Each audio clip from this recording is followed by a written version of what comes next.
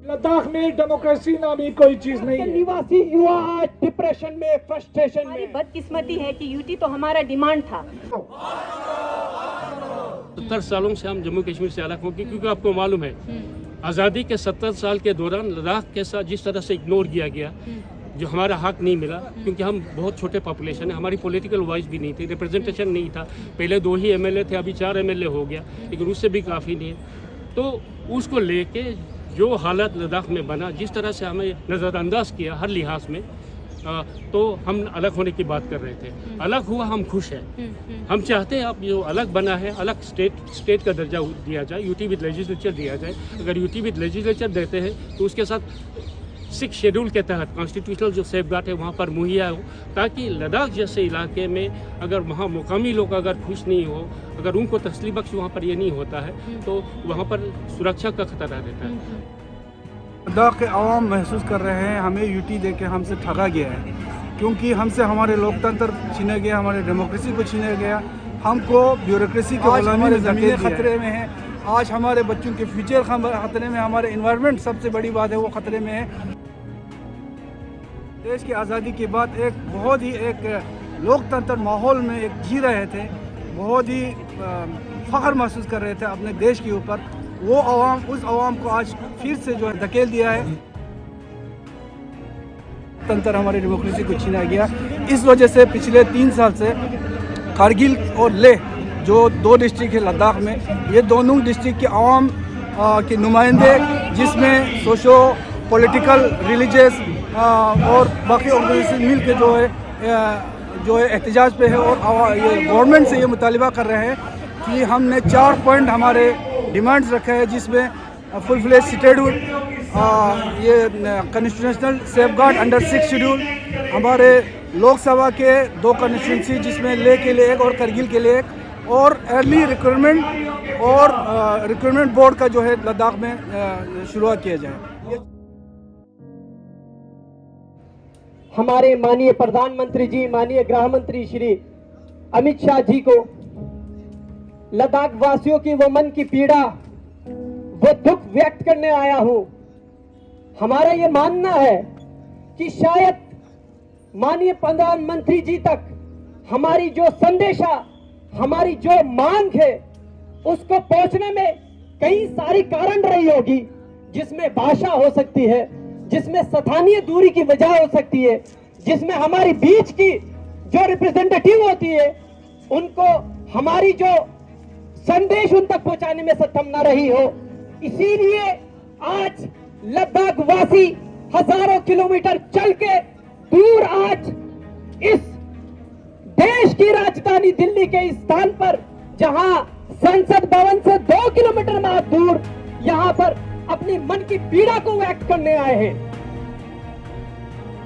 लद्दाख वासियों की माननीय प्रधानमंत्री जी, जो यूनियन टेरिटरी आपने लद्दाख वासियों को प्रदान की है, वो यूटी जो विकलांग हो, जो अपाहिज हो, जिसका न सर हो न टांग न हाथ, माननीय प्रधानमंत्री जी, आपको हमारी मन की पीड़ा सुनना पड़ेगा।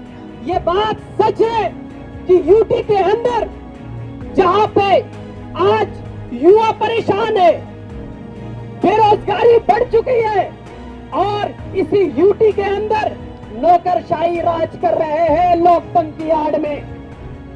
माननीय प्रधानमंत्री जी, वो पीड़ा कि जिसे सुनाने के लिए इतनी दूर हम आए इस मंच से, कि आज ये बात सच है कि लद्दाख के अंदर पर्यटकों की भीड़ लगी है, लेकिन ये बात भी सच है कि कूड़ों की अंबार लगी है।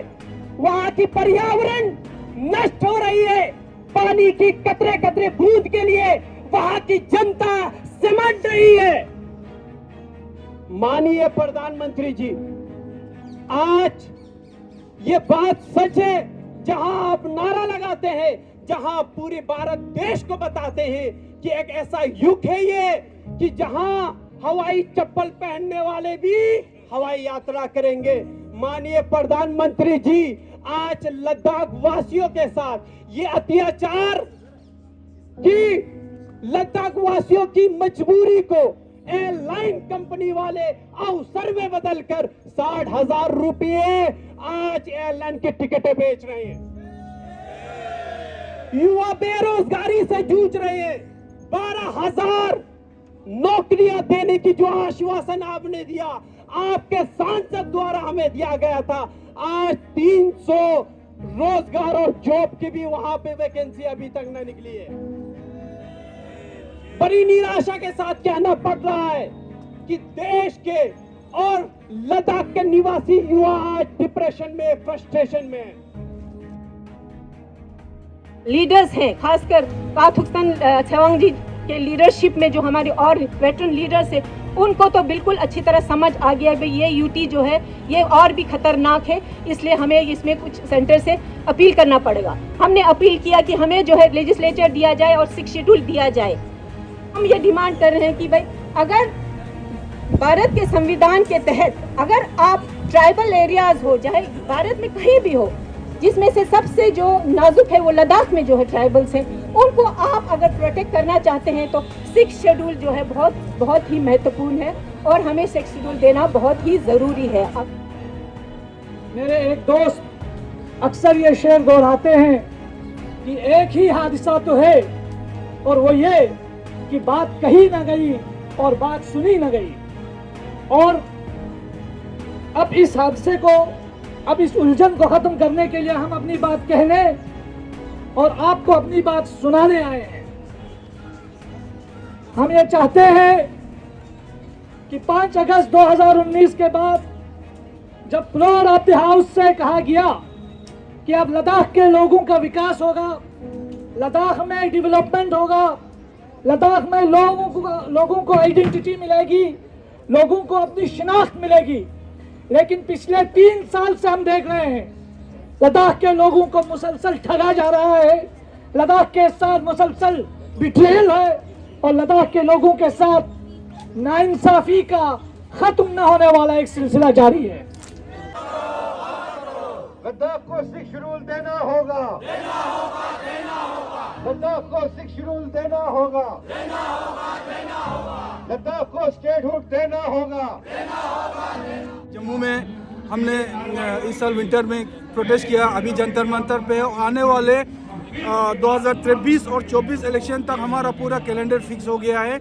हमने पूरा 2 साल जो है हम पूरा एहतजाज कर रहे हैं और किसी भी हद तक भी जाना पड़े हमको इसकी जाना है, क्योंकि हमारा बच्चों के फ्यूचर का मसला है, हमारे लद्दाख का फ्यूचर का मसला है, हमारे डेमोक्रेसी का मसला है।